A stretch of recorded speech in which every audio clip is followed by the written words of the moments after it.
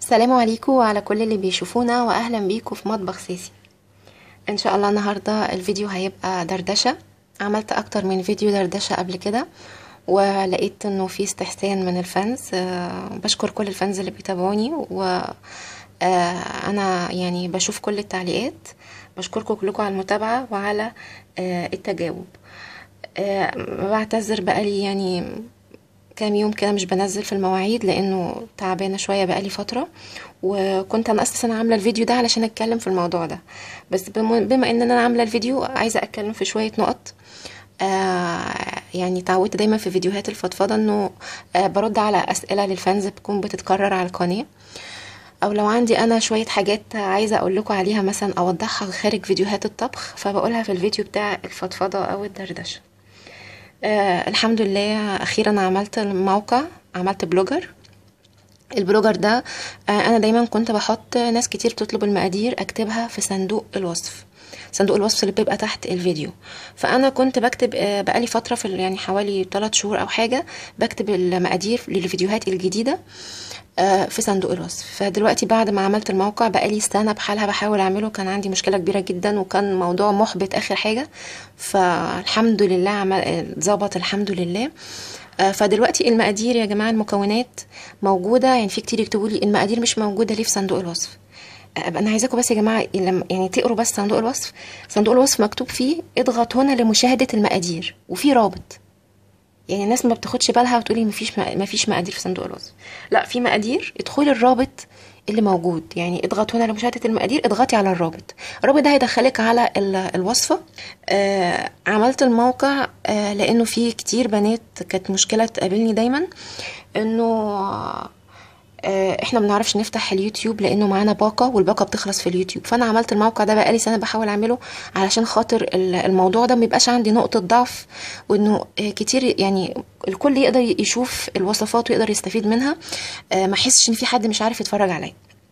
يعني حتى هحاول كمان ان شاء الله الفتره الجايه اهتم بالفيس وانزل الشغل على الفيس. لان كنتش بشتغل على الفيس لان ما كنتش صراحه، ما عادش عندي وقت والناس بتدخل على الفيس يقولوا لي فين الوصفه كتابه. فما بقينا ما فيش وصفه كتابه فما كنتش بنزل الشغل على الفيس فيديو بس. فما كنتش بشتغل على الفيس بقالي حوالي يمكن سنتين او سنه ونص، بقالي كتير. وفي ناس يكتبوا لي طب ما تكتبي المقادير اسهل، اسهل من ندخل على الرابط. فيا جماعه يعني مش للدرجه دي، يعني انه اصل الوقت بياخد وقت لحد ما بيفتح. ياخد وقت معاكي قد ايه يعني لحد الحكايه ممكن تاخد منك اقل من ثواني، بس اصبري لحد ما الرابط يفتح. زي اي رابط ما بتدخليه بياخد وقت. فمعلش اللي هيحب ياخد المقادير هيلاقيها في صندوق الوصف في الرابط بتاع الموقع. والموقع انا ان شاء الله هحط عليه، هحاول يعني الفتره اللي جايه ان انا احط عليه كل الوصفات. انا عندي على اليوتيوب حوالي 420 وصفه. على فكره يا جماعه انا بكتب اضغطوا هنا لمشاهده المقادير في صندوق الوصف وجنبها الرابط. وفي اول الناس اللي ما تعرفش صندوق الوصف فين، فيه برضو في التعليقات اول تعليق مثبت، في تعليق مثبت بيبقى ثابت. اول تعليق هتلاقيه ببقى كاتبه فيه برضو نفس الكلام اضغطوا هنا لمشاهده المقادير وفيه وجنبه الرابط. هتدخل الرابط هتلاقي كل حاجة. فكان في فيديوهات فضفضة قبل كده كنت اتكلمت فيها وكتير كتبوا لي انه ارضاء كل الناس غاية مستحيلة يعني. فده حقيقي انا حاولت ارضي كل الناس وبرضو لقيت ان في ناس شوية بتدلع وكده. فمعلش يا جماعة، يعني انا اخر حاجة عملتها موضوع الموقع ده وتعبني جدا بجد، كان ضغط عصبي عليا بقالي سنة وما كانش راضي يظبط. فظبط ده حسيت انه حصل معجزه والله العظيم. فبعتذر والله. يعني هو الموقع هو فيه المكونات وفي مقادير وكل حاجه. تعالوا نشوف ازاي هندخل الموقع. تدخلي القناه عادي، قناه مطبخ ساسي، في فوق مكتوب موقع مطبخ ساسي، اضغطي هيدخلك الموقع قدامنا اهو. ده الموقع ودي اقسام الطبخ، تقدري تدخلي كل الاقسام وتتفرجي على الوصفات ازاي. طيب هي الوصفه شكلها ايه؟ ولنفترض ان احنا عايزين ندخل على زنجر برجر الوصفه دي. اول حاجه هتلاقي الفيديو بتاع اليوتيوب قدامك لو تحبي تدخليه، تحته المقادير بالتفصيل وكمان الطريقه مكتوبه كلها بالكامل. وكمان انا عامله عرض للطريقه صوره يعني الخطوات بالصور. بالترتيب عشان تعرفي الوصفة كانت ماشية ازاي من الاول للاخر. طب دلوقتي احنا عايزين نشترك في الموقع عشان يوصلك اي وصفة نزلها على الموقع توصلك بيها اشعار زي ما بيوصلك اشعار القناة. هتنزلي تحت خالص في الموقع هتلاقي مكتوب كلمة اشتراك اهي، جنبها مربع الايميل ادرس. هتحطي هنا تكتبي اسم الجيميل بتاعك، اسم حساب الجيميل اللي هيوصلك عليه الاشعار، وتعملي اشتراك. هيظهر قدامك زي ما احنا شايفين رسالة، هيطلب منك تكتبي الكلمة الحروف اللي موجودة باللون الاخضر، هتكتبيها في المربع ده وتعملي كومبليتد. هو دلوقتي بيقولك انه لازم تروحي الجيميل بتاعك، تروحي تفتحي البريد في الجيميل عشان وصلك رسالة هناك، رسالة لتأكيد الاشتراك. اهي الرسالة موجودة اهي في الجيميل، اضغطي عليها وادخلي الرابط التاني ده. ايوه دلوقتي قالك خلاص انتي مشتركة بالفعل، واي حاجة انا هنزلها على الموقع هيوصلك بها اشعار زي ما بيوصلك اشعارات القناة اليوتيوب. الميزان، في بنت اسمها املي في ربنا كبير، انا بشكرها جدا على متابعتها وعلى تعليقاتها، وهي يعني دايما تسالني على اجيب نوع ميزان ايه.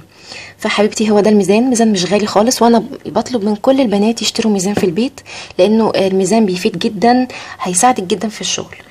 بشتغل كتير بالكوبايه، بس ساعات بيبقى في ناس بتبقى عايزه تبقى حريصه اكتر، بتبقى محتاجه ميزان. ده اسمه الميزان الشعبي، انا كنت جايباه ب70 جنيه من سنتين تقريبا. هو اكيد طبعا زمانه غلي دلوقتي عن كده، بس مهما يكون غلي برضه هيبقى مش غالي قوي.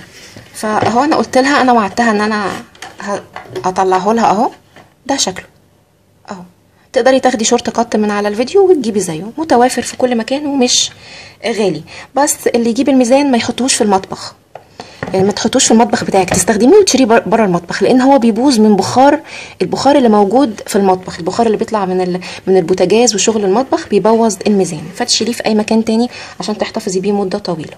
اخر حاجه وهي اهم حاجه اللي انا عامله اساسا عشانها الفيديو، والله يا جماعه يعني انا بقالي فتره تعبانه، عندي ارهاق بدني وذهني شديد ومأثر عليا جدا، يعني مش قادره، مش عارفه اشتغل.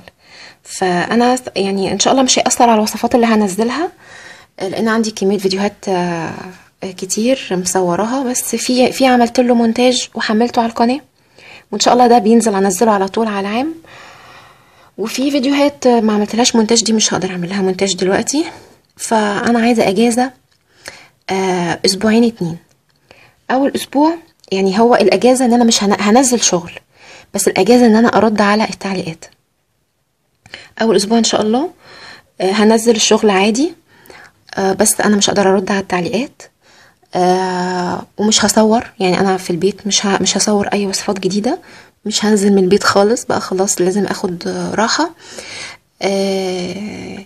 لانه تعبانه قوي، يعني حتى بقالي فيديوهات الاخيره كتير يقولي انت ما بتدوقيش ليه، يعني ساعات ابقى صايمه يعني، بس في الغالب ممكن يبقى في يوم اكون صايمه فيه، بس في الغالب ببقى انا شغاله وتعبانه، فما بصدق اخلص الوصفه بتخلص وانا بكون خلصت مع الوصفه، فحتى ما عنديش نفس ان انا ادوق، يعني ما فيش نفس ان انا ادوق، فما بدوقش. فالكل بيقول ما بتدوقيش ليه بتاع. وفي ناس بقى تلاحظ الارهاق عليا في الشغل، في ناس بيحسوا ان انا صوتي مش عارفه ايه، بيحسوا ان انا تعبانه. فاول اسبوع يعني هنزل وصفات، بس زي ما قلت مش هقدر ارد على التعليقات، ومش هقدر اصور خلال الاسبوع ده. تاني اسبوع هنزل برضو وصفات عادي، بس تاني اسبوع ده وبرضو مش هصور لانه مش هيبقى فيه، مش هقدر اصور، لكن ان شاء الله هنزل، هحاول بقى الوصفات، كل الوصفات اللي انا عملتها خلال ال3 سنين اللي فاتوا، هحاول في الاسبوع ده ان انا اشتغل على الموقع، علشان الناس بتشوف الوصفات القديمه اللي موجوده على القناه، وبتيجي في صندوق الوصفه ما بتلاقيش مكتوب المقادير، فبيقولوا انت ليه مش كاتبه المقادير، فانا هحاول ان انا اشتغل، فهيبقى اسبوع شغل برضو بس على الموقع. انا بعتذر جدا، فانا برضو مش هقدر ارد برضو على التعليقات، لان التعليقات بتاخد وقت جدا، بتاخد وقت وارهاق شديد، فاعذروني اسبوعين 2 مش هتلاقوني متواجده في التعليقات. وانا في الغالب الفيديو بتاعي يعني بحاول على قد ما اقدر ان انا اقول كل الملاحظات اللي تخليكي انت ما تساليش بعد كده. يعني انه بحاول ان انا اسد اي ثغرات انه الوصفة تطلع معاكي مظبوطة من اول مرة. والله يعني بجد هفتقدكم جدا الاسبوعين دول في التعليقات، ان انا مش هقدر ارد. بس والله يعني الموضوع ان انا ما بقيتش قادرة اشتغل حتى الفيديو. يعني انا حتى قلت خلاص، عندي اوريدي فيديوهات محطوطة محملاها على القناة. بس المشكلة حتى ان انا مش قادرة، يعني عشان انزل الشغل على القناة لازم اعمل معاها كمان الشغل بتاع الموقع. ما انا لازم انزل الوصفة على الموقع وعلى القناة مع بعض. فمش قادرة اظبط الوصفة على الموقع. فالكام يوم اللي فاتوا دول مش قادرة خالص. حتى ان انا مش قادرة اقف اعمل الفيديو اللي انا بعمله دلوقتي، ان انا مش قادرة اسجل حتى مجرد تسجيل، عشان انا عارفة ان انا مرهقة لدرجة ان انا مش هقدر اقعد اعمل له مونتاج. فانا بعتذر جدا والله. يعني هكون مقصرة شوية في التعليقات اليومين دول، بس عشان اقدر بعد كده ان انا اقدر اقف اشتغل، وابقى قادرة اشتغل. لانه عمالة بحاول ان انا اريح يومين، اجي اريح اليومين واجي اشتغل تالت يوم الاقيني رجعت مرهقة وتعبانة زي الاول بالظبط. بحس ان اليومين ما فرقوش معايا ولا حاجة. ف اكتشفت ان انا يعني التعب اللي انا فيه ده كان جالي قبل كده من فترة طويلة، من كام من يمكن من 7 سنين او اكتر. وايامها الدكتور قال لي لازم راحة تامة، قال لي ارهاق بدني وذهني لانه ابقى خلاص مش قادرة التوازن بتاعي ارهاق، تعبانة دايما، عايزة انام. جايلي حالة مش عايزه اشتغل، مش عايزه اعمل اي حاجه، مش عايزه اكل. حتى ان انا اكل، حتى الاكل حتى مفيش نفس حتى ان انا اكل. فاسبوع بس احاول الم نفسي شويه في الاسبوع ده، والاسبوع التاني برضو هيبقى شغل بس على الموقع.